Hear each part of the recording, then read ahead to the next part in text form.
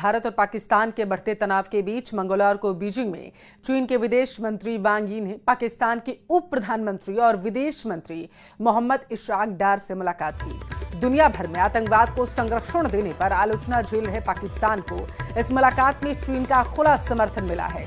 चीनी विदेश मंत्री वांग यी ने कहा है कि चीन एक अटूट दोस्त के तौर पर पाकिस्तान की राष्ट्रीय संप्रभुता और क्षेत्रीय अखंडता की रक्षा के लिए हमेशा दृढ़ समर्थन देगा। चीन के विदेश मंत्री वांग यी ने यह भी कहा कि चीन पाकिस्तान को आतंकवाद के खिलाफ लड़ाई और क्षेत्रीय और अंतर्राष्ट्रीय मंचों पर बड़ी भूमिका निभाने में मदद करेगा। वांग यी ने चीन पाकिस्तान इकोनॉमिक कॉरिडोर को और मजबूत करने की बात कही। दरअसल यह मुलाकात ऐसे समय में हो रही है जब भारत और पाकिस्तान के बीच तनाव चरम पर है। जानकारों के मुताबिक पाकिस्तान की आतंकवाद को बढ़ावा देने वाली नीतियों को चीन का ये समर्थन क्षेत्रीय स्थिरता के लिए चुनौतियां खड़ी कर सकता है।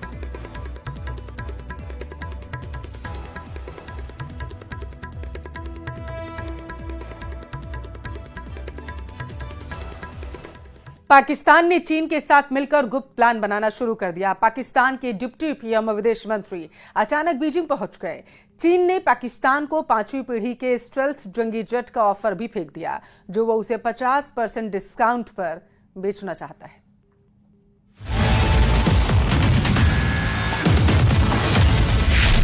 युद्ध में हारा आसिम मुनीर जनरल से फील्ड मार्शल बन गया। युद्ध में हारा जनरल मुनीर पाकिस्तान का अघोषित आका बन गया। युद्ध में हारा जनरल मुनीर पाकिस्तान का कायदे आजम न बन जाए। कैसे कैसे लोग हैं पाकिस्तान में, कैसी सनक है। जिस जनरल ने आतंकी साजिश रचकर पहलगाम हमला करवाया, जिस जनरल ने ऑपरेशन सिंदूर में नाक रगड़कर सीज फायर किया, जिस आसिम मुनीर ने रात 2:30 बजे शहबाज को फोन कर भारत की मिसाइलों की मार की कथा सुनाई, वही जनरल मुनीर अब खुद फील्ड मार्शल बन बैठा है। कहने के लिए पाकिस्तान की शहबाज सरकार की कैबिनेट ने प्रमोशन किया है, लेकिन पाकिस्तान की पहचान रखने वाले जानते हैं कि आर्मी चीफ क्या चीज है। पाकिस्तान में सेना का सिपहसालार ही असली हुक्मरान है। ऐसे हुक्मरान जिसके आगे सियासी हस्तियों की हैसियत खुद पूर्व पाकिस्तानी फौजी से सुन लीजिए। आर्मी चीफ थोड़ी होता है, वो तो बॉस होता है, वो तो सुपर किंग होता है ना जी। 75 साल से सुपर किंग है। अयूब दिया है वजीर आजम पाकिस्तान को अर्दली चपरासी है। ये चपरासी जर्नैलों के, ये आपके ख्याल में ये कोई लीडरशिप है यहाँ की? इनको जो जर्नैल GHQ लिख के देते हैं वो बोल देते हैं। यार क्या बात, आपको पता तो है अच्छे तरीके से कि पाकिस्तान चलाता कौन है। आसिम मुनीर खुद ही गुनहगार है, खुद ही कोतवाल है, जो मर्जी आए करे। लेकिन भारत के आगे इस जल्लाद जनरल की साजिशें नहीं चलेंगी, जैसे पाकिस्तान परस्तों की नहीं चल रही।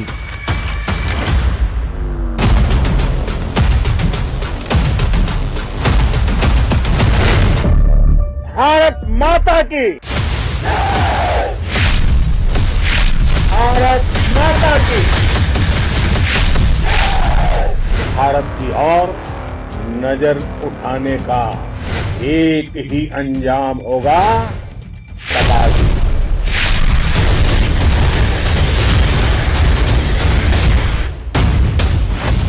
चीन, तुर्की, अजरबैजान और पाकिस्तान, ये चौकड़ी इस वक्त दुनिया में सबसे ज्यादा खतरनाक है। ऐसा अलायंस जिन्हें दहशतगर्दी नहीं दिखती, जिन्हें आतंकी आका नहीं दिखते, जिन्हें हथियारों की सौदेबाजी कर सिर्फ दौलत पटोड़नी है, खून खराबा मचाकर तानाशाही हुकूमतें बनाए रखनी है। ये गठजोड़ भारत ही नहीं पूरी दुनिया की नई टेंशन बन चुका है।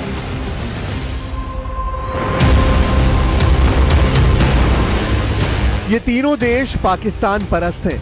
इनकी हकीकत क्या किसी से छिपी है? अर्दवान की पहचान युद्ध उन्माद में जीने वाले जिद्दी लीडर की है। शी जिनपिंग की शातिर युद्ध नीति से पूरी दुनिया वाकिफ है।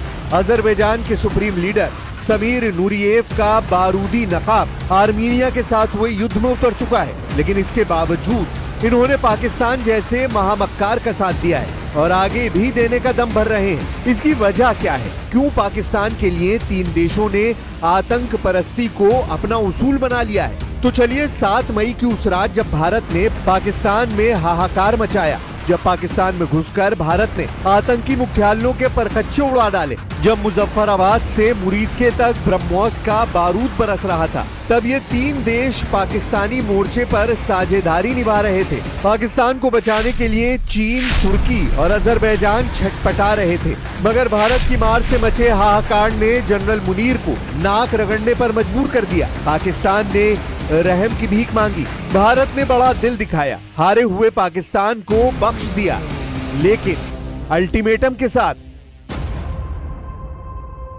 मैं फिर दोहरा रहा हूं, हमने पाकिस्तान के आतंकी और सैन्य ठिकानों पर अपनी जवाबी कार्रवाई को अभी सिर्फ स्थगित किया है। आने वाले दिनों में हम पाकिस्तान के हर कदम को इस कसौटी पर मापेंगे।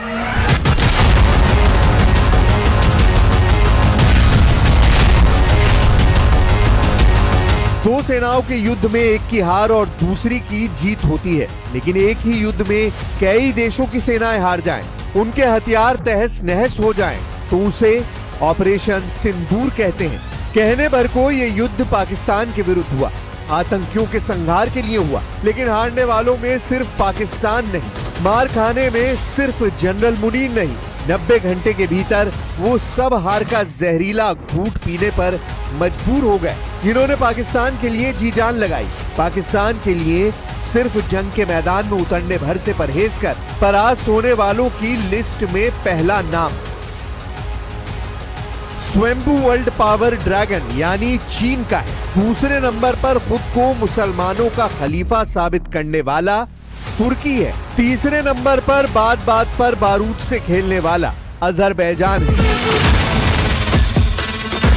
इन तीनों देशों के सिपहसालार सन है, टॉप लीडरशिप सख्ते में है।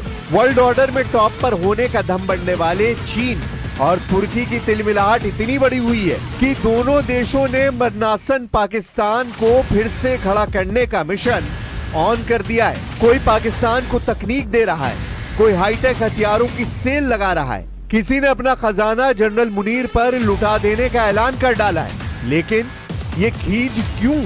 आखिर युद्ध में मारा तो पाकिस्तान गया, पीटे तो पाकिस्तानी पायलट गए, धज्जियां उड़ी पाकिस्तानी सैन्य अड्डों की, लेकिन असलियत सामने आ गई चीन की, तुर्की की, अजरबैजान की, साथ ही कतर जैसे कट्टर पाकिस्तान प्रेमी की। कतर भी पाकिस्तानी जनरलों के ट्रैप में फंसा हुआ है। शहबाज शरीफ से कतर के शेख भाईचारा निभा रहे हैं, लेकिन सबसे ज्यादा जो बिलबिला रहा है वो चीन है। चाइनीज मार्शल ने जनरल मुनीर की जान बचाने के लिए सबसे हाईटेक जंगी जेट भी खैरात में देने का ऐलान कर दिया है। अब देखिए, उधर इस्लामाबाद में एक नया कांड हो गया। जनरल मुनीर का प्रमोशन कर उन्हें फील्ड मार्शल बनाने वाले शहबाज की हालत खराब होने लगी। एक बार फिर से पाकिस्तान में तख्ता पलट होने की आशंका जताई जा रही है। चीन ने पाकिस्तान को मजबूत करने के लिए अपने अत्याधुनिक स्टेल्थ फाइटर जेट J-35A की डिलीवरी में तेजी लाई है। न्यूज 18 को सूत्रों से मिली एक्सक्लूसिव जानकारी के मुताबिक अगस्त 2025 में पाकिस्तान को 30 जेट्स की पहली खेप मिल सकती है। ये फैसला हाल ही में भारत और पाकिस्तान के बीच हुए टकराव के बाद लिया गया है। बीजिंग और इस्लामाबाद से मिले इनपुट्स के मुताबिक पाकिस्तान को ये जेट्स 50% डिस्काउंट पर दिए जा रहे हैं। इतना ही नहीं, पाकिस्तान एयरफोर्स के पायलट्स को ट्रेनिंग के लिए PLA एयरफोर्स हेडक्वार्टर बीजिंग भेजा जा चुका है। इस डिफेंस डील के अलावा चीन ने CPEC के दूसरे फेज के तहत पाकिस्तान में सिविल और मिलिट्री इंफ्रास्ट्रक्चर के लिए $25 अरब के निवेश का ऐलान किया है। पाकिस्तान ने इसके बदले ग्वादर पोर्ट तक एक्सेस और सिक्योरिटी देने का वादा किया है। 5वीं पीढ़ी का multi role stealth fighter jet अब पाकिस्तान को मिलने वाला है। ये लड़ाकू विमान सटीक हमलों को अंजाम देने में बेहद असरदार है और रडार पर नजर नहीं आता। ये 2 इंजन से चलता है और हथियारों को छुपाकर ले जाने की खासियत रखता है। इसमें इंफ्रारेड सर्च और ट्रैक सिस्टम जैसी एडवांस टेक्नोलॉजी लगी है। फिलहाल PLA में इसकी फ्लाइट टेस्टिंग जारी है। खास बात यह कि पाकिस्तान ने J-35A जेट में गहरी दिलचस्पी दिखाई है। रिपोर्ट के मुताबिक अगस्त तक पाकिस्तान को 30 J-35A जेट मिल सकते हैं।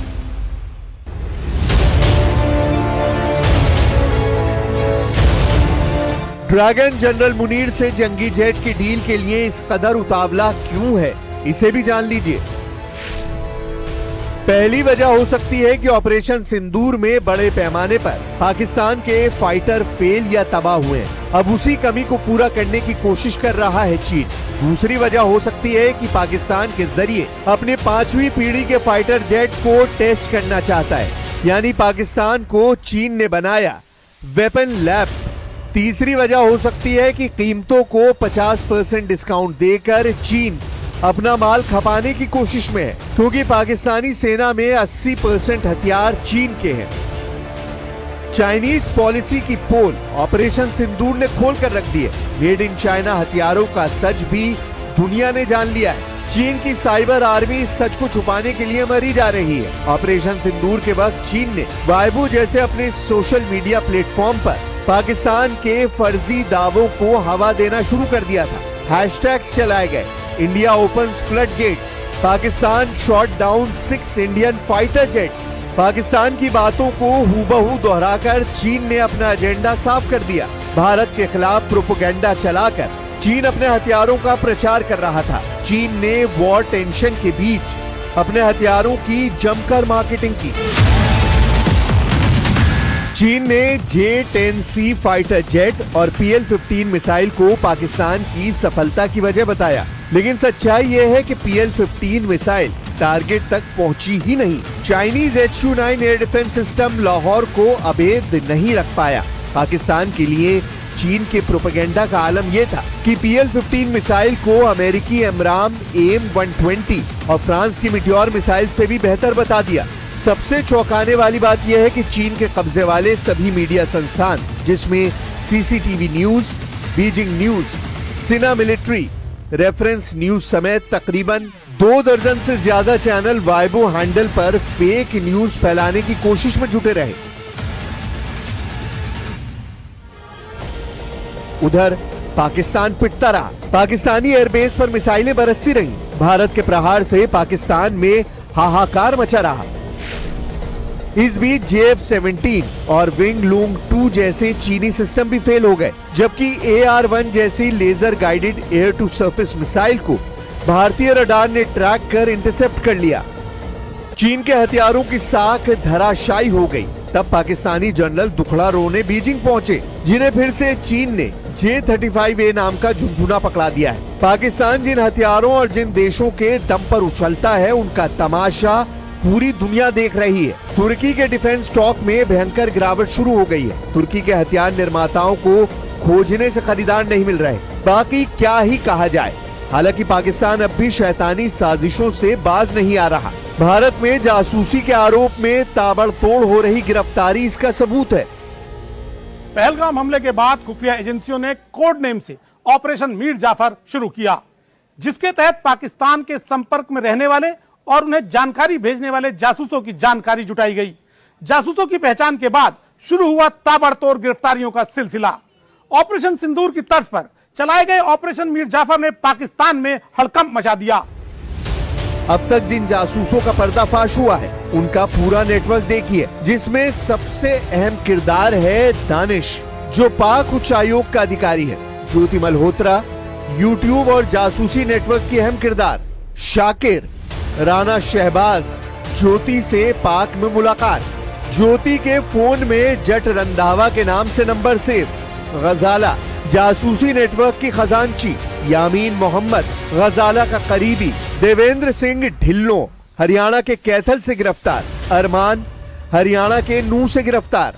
नौमान इलाही, हरियाणा के पानीपत से गिरफ्तार। तारीफ, हरियाणा के नूह से गिरफ्तार। यही नहीं, चंद सिक्कों के लिए वतन परस्ती का सौदा करने वालों की तलाश पूरे देश में शुरू हो चुकी है। सुरक्षा एजेंसियों को शुरुआती जांच में पता चला कि कई लोगों को पाकिस्तान ने पैसों का लालच और विदेश यात्राओं का झांसा देकर ISI का जासूस बनाया। इलेक्ट्रॉनिक सर्विलांस से यह भी पता चला कि भारत के नंबरों से पाकिस्तान में ढेरों जानकारियां साझा की गईं, जांच में पता लगा कि पाकिस्तान भेजी गई सूचनाएं दिल्ली, पंजाब, हरियाणा, राजस्थान, जम्मू कश्मीर और उत्तर प्रदेश से भेजी गई थी। सीक्रेट कोड नेम से चलाए गए ऑपरेशन में जांच एजेंसियों ने पहले पुख्ता सबूत जुटाए, फिर एक एक कर गर्दन दबोचना शुरू कर दिया। जांच एजेंसियों के मुताबिक पाकिस्तान का स्पाई नेटवर्क बहुत बड़ा है। अभी चंद गद्दारों की शिनाख्त हुई है। जैसे जैसे पूछताछ होगी, जांच आगे बढ़ेगी, पाकिस्तान में खलबली मचेगी। जैसे ऑपरेशन सिंदूर में पाकिस्तान जला, वैसे ही भारत में छिपे उसके पालतू जासूसों का नेटवर्क भी जलाकर भस्म कर दिया जाएगा। पाकिस्तान और उसके सरपरस्तों की किसी भी साजिश का जवाब भारत मुंह तोड़ देगा। ऑपरेशन सिंदूर इसका पहला रुझान है। आने वाले दिनों में पाकिस्तान के साथ उसके हमदर्दों की हेकड़ी भी गुल की जाएगी।